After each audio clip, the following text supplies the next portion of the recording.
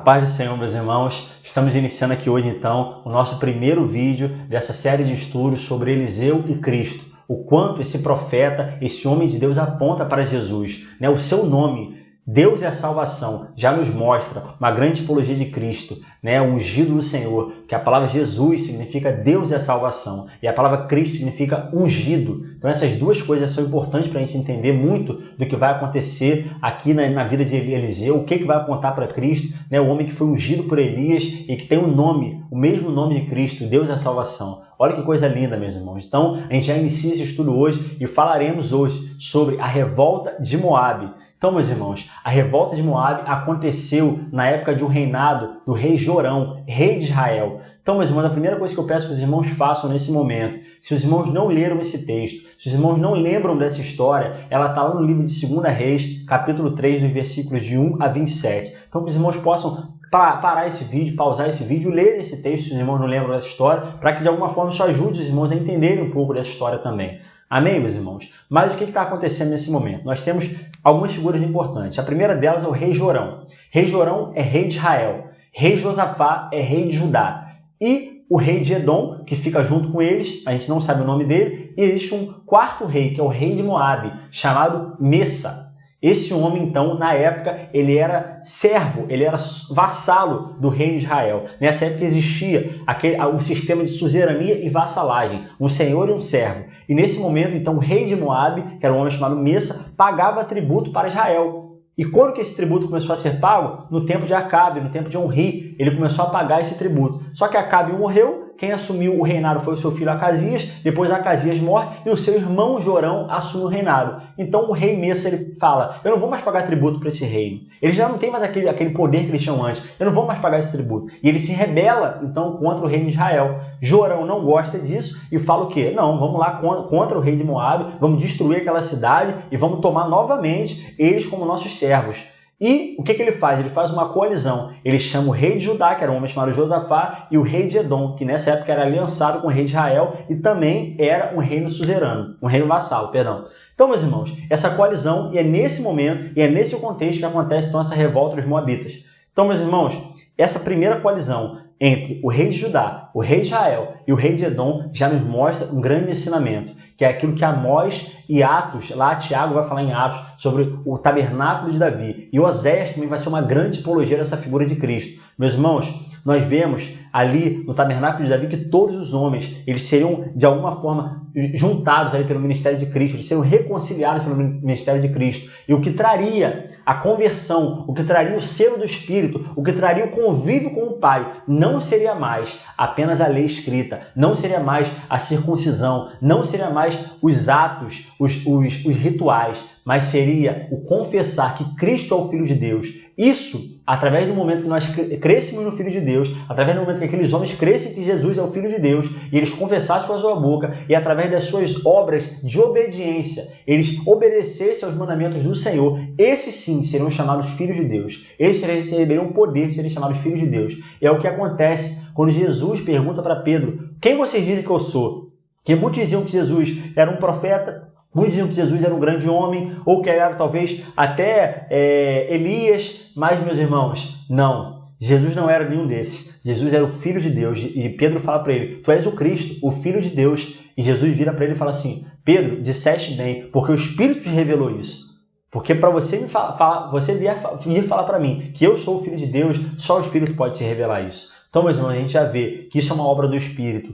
E, meus irmãos, nesse momento a gente vê esses três reinos, o rei de Judá, o rei de Israel e o rei de Edom. E esses homens representam muito aquilo que é chamado de samaritano, na figura do rei de Israel, os judeus na figura do rei de Judá e os demais homens, os gentios, na figura do rei de Edom. E é justamente o que Amós, capítulo 9 e Atos, capítulo 15 vão trazer para nós. Olha o que diz aqui, meus irmãos. Então, ali no texto de Amós, nós vemos aqui, naquele dia, tornarei a levantar o tabernáculo de Davi, caído de Davi. Que dia? No dia que Cristo viesse, que morresse e ressuscitasse. Quando ele, através da sua morte, ele reconciliaria todos os homens. E através dele nós seríamos feitos filhos de Deus. Então, e repararei as suas brechas, e tornarei a levantar as suas ruínas, e o edificarei como nos dias da antiguidade, para que possuam o restante de Edom. A palavra Edom significa vermelho, porque Esaú é Edom. Esaú ele vende o direito de primogenitura dele por um guisado vermelho, por um prato de guisado vermelho. É por isso que esse nome é recebido de vermelho. Só que Edom vem na palavra Adão, que significa terra vermelha. E Adão vem na palavra Adã, que significa humanidade. Então, Tiago vai me falar muito bem isso. O que é esse restante de Edom? Ele vai trazer ali em Atos, vai falar o que significa esse restante de Edom. Então, meus irmãos, ele fala que para que possua o restante de Edom e todos os gentios que são chamados pelo meu nome, diz o Senhor, que faz essas coisas. Já Tiago, ali naquele concílio de Jerusalém, ele vai falar em Atos 15. Depois disto, voltarei, claro, referenciando essa profecia de Amós, e reedificarei o tabernáculo de Davi, que está caído, levantá-lo-ei de suas ruínas, e tornarei a edificá-lo, para que o restante dos homens, ou seja, o remanescente de Edom, são os restantes dos homens, ou seja, os gentios, busque o Senhor e todos os gentios, sobre os quais o meu nome é invocado. Diz o Senhor, que faz todas estas coisas. E o que era o tabernáculo de Davi? Nós vamos explicar isso em outro vídeo. Mas o tabernáculo de Davi era a habitação da presença do Senhor no meio do povo. E quem é que fez a presença do Senhor habitar no meio do povo? Cristo, encarnado. No início era o Verbo, e o Verbo estava com Deus, e o Verbo era Deus. E o versículo 14 do capítulo 1 de João vai falar: mas o Verbo se fez carne e habitou entre nós, e tabernaculou entre nós. Ele habitou no meio do seu povo. Isso foi uma coisa maravilhosa, isso foi uma coisa tremenda, talvez a maior coisa que aconteceu. Foi Cristo ter deixado a sua glória para habitar no meio de nós. E, meus irmãos, é isso que está mostrando nesse momento. Esses três reis simbolizavam os samaritanos, ou seja, Jezreel, aquele que Deus espalhou pelas nações. Não é possível, depois de uma gota de qualquer líquido que seja jogada numa caixa d'água, cheia de água, você não consegue depois tirar aquela gota sozinha. Ela já se misturou. E foi o que aconteceu com os samaritanos.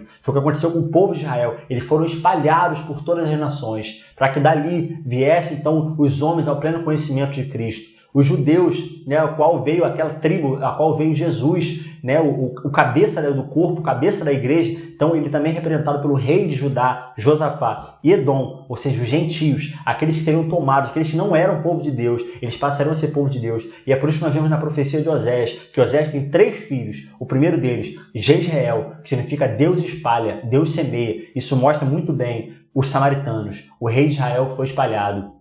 Depois nós vemos uma filha chamada Lo-Ruhamá, ou seja, a desfavorecida, a sem misericórdia. E qual foi o povo que perdeu o favor do Senhor? Judá, foi levado para o exílio babilônico. Mas eles retornaram, eles receberam misericórdia do Senhor, eles retornaram à sua casa. E o terceiro filho, que chama Lo-Ami, não meu povo. Quem não era povo de Deus passou a ser chamado de povo de Deus? Pois é, meus irmãos, os gentios. E é por isso que a profecia de Osés vai falar: eu os levarei ao deserto e os atrairei para mim. E aquela que não tinha misericórdia alcançará misericórdia. Judá. E aquele que não era o meu povo, eu vou chamar meu povo, e eles me chamarão: o Senhor é o meu Deus. Olha que coisa linda, meus irmãos. Esses 3 reis representam os 3 povos: os samaritanos, os judeus e os gentios. Só que eles vão guerrear contra um povo estrangeiro, o povo de Moabe. Lembrando que Edom era um dos filhos de Isaac. Nós temos Jacó e Esaú. Jacó recebe a bênção e a partir dele as 12 tribos. Mas quem é que deveria ter recebido aquela bênção? Esaú. E agora eles têm a oportunidade de realmente receber a bênção verdadeira, que é a bênção do Senhor. E, meus irmãos, nós vemos que eles vão guerrear, fazer essa coalizão e guerrear contra o rei de Moabe, o rei chamado Messa. Meus irmãos, só que nesse momento eles não tomam o conselho do Senhor, e eles vão pelo meio do deserto de Edom. E passados 7 dias eles ficam sem água. E porque eles ficaram sem água, eles já estavam a ponto de morrer. Então Josafá fala: por acaso não há nenhum servo do Senhor, nenhum profeta do Senhor aqui que tem a palavra de Deus? E um dos servos dos israelitas fala: existe Eliseu. A palavra do Senhor, ele é um homem de Deus, aquele que andou com Elias. E Josafá fala: a palavra está com ele, chama ele. Só que Eliseu vira para aqueles homens e fala assim: mande chamar para mim um arpista. Isso é um mistério, meus irmãos. Por que Eliseu manda chamar um arpista? Se nós formos lembrar da história, no livro de Samuel, nós lembramos que quando aquele espírito mau se apossava do rei Saul, o que eles faziam entrar na presença do rei Saul? Davi, tocando harpa. Por que isso, meus irmãos? Por que o arpista acalmava o espírito maligno que estava sobre a vida de Saul? Por que, meus irmãos? Essa situação do arpista, desse instrumento celestial, ele introduzia a presença de Deus. E fala que no momento que aquele arpista começa a tocar, o Espírito do Senhor se apossa de Eliseu, o Espírito do Senhor cai sobre Eliseu. E Eliseu então fala: olha só, cavem covas nesse deserto, e dessas covas vai brotar água. Vocês não vão ouvir barulho de chuva, vocês não vão ouvir o barulho do vento. Mas amanhã, na hora da oferta de cereais, vocês vão ver essas águas brotando. Meus irmãos, olha que coisa tremenda. E nós nos lembramos o porquê quando Eliseu chama aquele arpista, e aquele arpista começa a tocar, a presença de Deus desce sobre a vida de Eliseu, o Espírito do Senhor toma Eliseu, e ele profetiza daquela forma. Isso me faz lembrar do Salmo, capítulo 22, versículo 3, que diz: porém, tu és santo, tu que habitas entre os louvores de Israel. Meus irmãos, é esse trono. Existe uma canção que fala: a ti fazemos um trono de louvores. E é justamente isso, o louvor, a adoração, a introduzir o Senhor, né, para que ele se assente num trono de louvores. Porque é isso, meus irmãos, que introduz a presença do Senhor. É a adoração, é mostrar que ele é santo, falar que ele é santo. Né? Os anjos cantam: santo, santo, santo, a terra está cheia da sua glória. Então, meus irmãos, é isso, meus irmãos. Não é à toa que quando nós falamos sobre o vídeo no Rio Jordão, que existiu o Monte Hermon, que significava lugar sagrado, depois aquele rio vem descendo para as águas de Merom, o lago de Ula, o vale de Ula, e aquele lugar significa lugar elevado, e depois vem descendo para o mar de Quinerete, ou mar de Tiberíades, ou lago de Genezaré, que significa harpa. Olha que coisa linda, meus irmãos. Se a gente for pensar isso, se os irmãos forem digitar na internet, águas de Merom, lago de Merom, vale de Ula, sabe o que vai aparecer ali? Um monte de ave. Aquele lago era conhecido por ter muitas aves, enquanto o mar da Galileia, o lago de Tiberíades, que é a mesma coisa, era conhecido por ter muitos peixes. Então a gente pode ver Cristo saindo do lugar sagrado, dos céus, descendo, ou seja, uma diferença de altitude mesmo. Ele descendo até o lugar elevado, lugar das aves, e chegando até nós, ali a vida, né? Muitos peixes naquele lago mostrando a vida. E aquelas harpas, era como se Jesus estivesse saindo dos céus, e os anjos tocando as suas harpas, e como se ele falasse: mestre, vai até o convívio dos homens, e resgata os homens, reconcilia esses homens. E é justamente isso. Quando aquele arpista começa a tocar, Eliseu é tomado pelo Espírito do Senhor. E é através do Espírito do Senhor, o Espírito que desceu sobre Cristo, quando João Batista batiza Jesus. Meus irmãos, é esse mesmo Espírito que desce sobre Eliseu nesse momento. E ele profetiza: vocês vão ter água. Amanhã vocês vão ter água. Pela manhã vai brotar água dessas covas que vocês fizeram. Mas não só isso, meus irmãos. Ele fala assim: Deus vai fazer mais. Deus vai dar vitória sobre os moabitas. E isso, meu irmão, já começa a mostrar um grande ensinamento para nós. A primeira coisa é que brotaria água.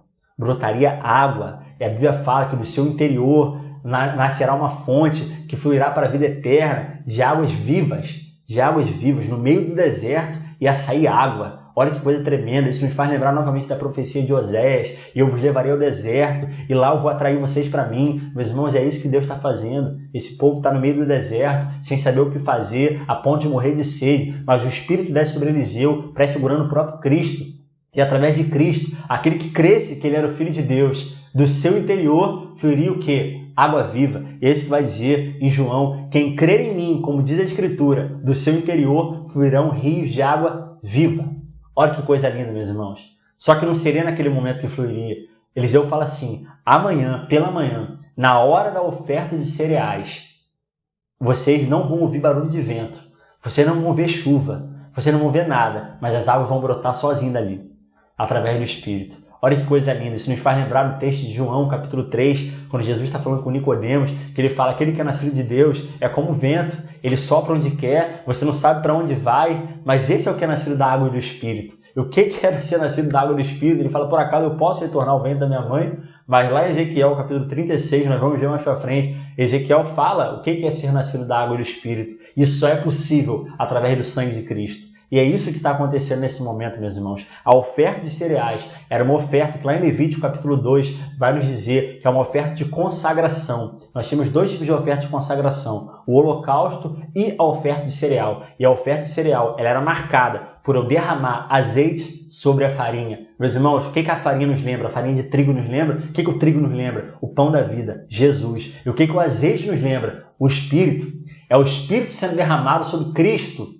É o Espírito sendo derramado sobre o Cristo, meus irmãos. É aquele azeite sendo derramado sobre aquela farinha. E nesse momento haveria água abundante naquele deserto. Olha que coisa linda, meus irmãos. Olha que coisa tremenda. Quando nós olhamos para a história de Cristo, quando nós olhamos os últimos momentos de Cristo, Cristo passa os últimos momentos no Getsemane, no Monte das Oliveiras. Meus irmãos, qual é o produto da oliveira? O azeite. E o que o azeite representa? O Espírito Santo.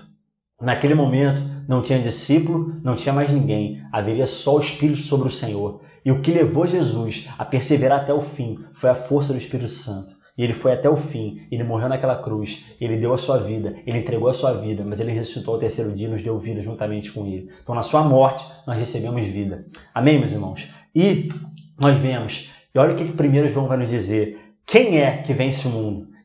Qual era a vitória que eles teriam, senão aquele que crê que Jesus é o Filho de Deus? Essa é a vitória, meus irmãos. Essa é a vitória. Quem crê que Jesus é o Filho de Deus. E é por isso que Pedro ele tem a revelação do Espírito e diz, Jesus, tu és o Filho de Deus, porque só o Espírito pode nos convencer. Aquele Espírito que desceu sobre Eliseu convenceu aqueles homens, e através daquele convencimento, águas fluíram dali. Mas existia algo mais, existia algo maior do que isso ainda, existia mais uma etapa. E este é aquele que veio por água e sangue, isto é, Jesus Cristo. Ele veio por água e ele veio por sangue, não só por água, mas por água e por sangue, sendo enfático nisso. E o Espírito é o que testifica. O Espírito é o que testifica, porque o Espírito é a verdade. Olha que coisa linda, meus irmãos, olha que coisa linda. Porque nesse momento que eles bebem daquela água e são saciados, tanto os homens quanto os animais, eles podem prosseguir viagem. E diz que eles chegam ali no deserto de Edom, próximo a Moabe, e diz que os moabitas, pelo fenômeno da natureza, o sol refletindo sobre as águas, diz que os moabitas olham aquelas águas como sangue. E no momento que eles olham aquelas águas como sangue, eles pensam, os 3 reis se mataram. O rei de Israel matou o rei de Judá matou o rei de Edom, e eles se mataram. E esse sangue que nós estamos vendo é o sangue dos nossos inimigos. Só que, meus irmãos, não era isso. E quando o rei de Moabe ele vai ao encontro daqueles reis ali, o rei de Moabe é morto. O rei de Moabe não, perdão, os moabitas são mortos. Todos aqueles moabitas são mortos, né? Diz que há uma grande matança. Os israelitas então matam aqueles moabitas, invadem as suas terras, destroem a sua terra toda, acabam com aquela terra ali. Por quê, meus irmãos? Porque a vitória é através da água, e através do sangue, e através do Espírito. Porque 3 são os que testificam, 3 são os que concordam, ainda que aqueles reis não concordassem, porque eles não saberiam nem por que caminho eles iriam. Jorão dá uma ideia, depois Josafá pede um conselho do Senhor, o rei de Edom não fala nada, eles não estavam concordando entre eles, mas existe alguém que concorda, existem 3 que concordam. E olha o que a palavra do Senhor diz em 1 João 5,8, e 3 são os que testificam na terra, o Espírito e a água e o sangue, e estes 3 concordam num. O Espírito desceu sobre Eliseu, da mesma forma que desceu sobre Cristo. Água fluiu do interior do deserto, da terra seca e cansada, através daquelas covas que eles fizeram, e fluiu água dali. E a última coisa, meus irmãos, não adiantava fluir água, não adiantava o Espírito descer, se eles não derrotassem aquele exército. Só que, meus irmãos, no momento que aquele sangue aparece nas águas, né, na cabeça dos moabitas, ali vem a vitória sobre eles, ali vem a vitória sobre os reis. E, meus irmãos, é através do sangue, é através da água, é através do Espírito, porque esses 3, eles testemunham, esses 3, eles concordam, ainda que aqueles reis não concordassem, o Espírito, a água e o sangue concordavam entre eles. E, meus irmãos, a gente vê que onde o Espírito está, como diz em Coríntios, o Senhor é o Espírito, e onde está o Espírito do Senhor, aí a liberdade. Foi para a liberdade que Cristo nos libertou. Olha que coisa linda, meus irmãos. Olha que coisa linda. Isso nos traz uma figura muito importante. Nesse momento, eles vencem pelo sangue do Cordeiro. Isso traz a referência do sangue de Cristo, a palavra do testemunho, aquilo que nos purifica. A água e o sangue tem 3 sentidos na Bíblia que nós vemos claramente. A primeira delas é a aliança.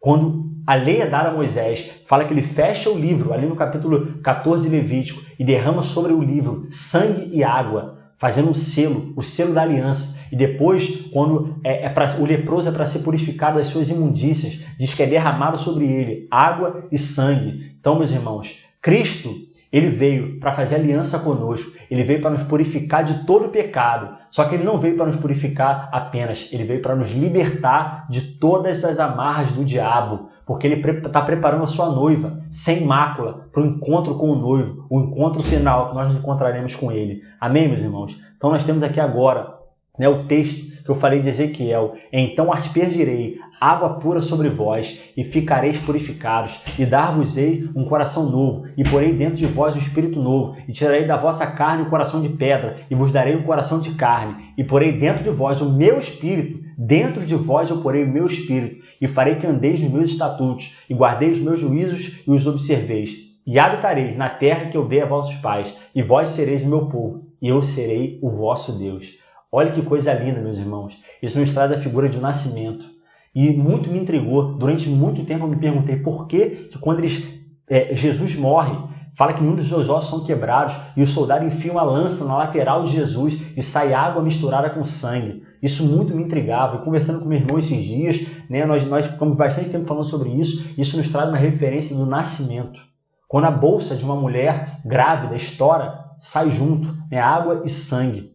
Isso nos traz uma referência do nascimento. Da mesma forma que, muito provavelmente, o local onde foi furado Jesus foi na altura das suas costelas. E quando Adão, né, ele é acometido de um sono, né, como se fosse realmente ele morto ali, né, porque é a forma como os mortos ficarão dormindo. E após isso, então Deus tira uma costela de Adão, e dali ele faz Eva, dali ele faz a sua ajudadora. Da mesma forma, quando Jesus adormece naquela cruz, ele morre naquela cruz, e dali sai água e sangue, traz a referência justamente de um novo nascimento. E qual é o nascimento? O nascimento da igreja.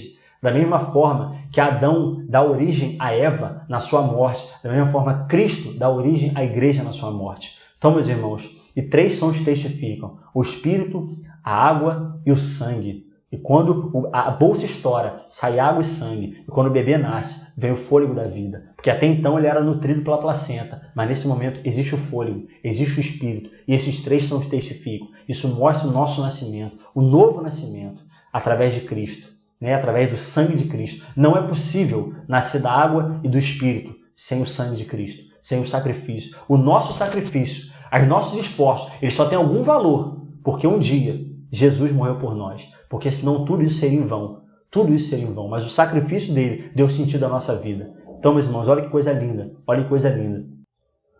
E, meus irmãos, nós vemos agora, né, nesse texto de Apocalipse, como que é o sangue de Cristo que nos purifica de todo pecado e nos liberta das amarras do inimigo. Olha o que a palavra de Deus diz em Apocalipse. Agora é chegar a salvação e a força e o reino do nosso Deus e o poder do seu Cristo, porque já o acusador de nossos irmãos é derrubado, o qual diante do nosso Deus os acusava de dia e de noite. E eles o venceram pelo sangue do Cordeiro e pela palavra do seu testemunho, e não amaram as suas vidas até a morte. Meus irmãos, o que nos deu vitória, o que nos libertou, foi o sangue de Cristo.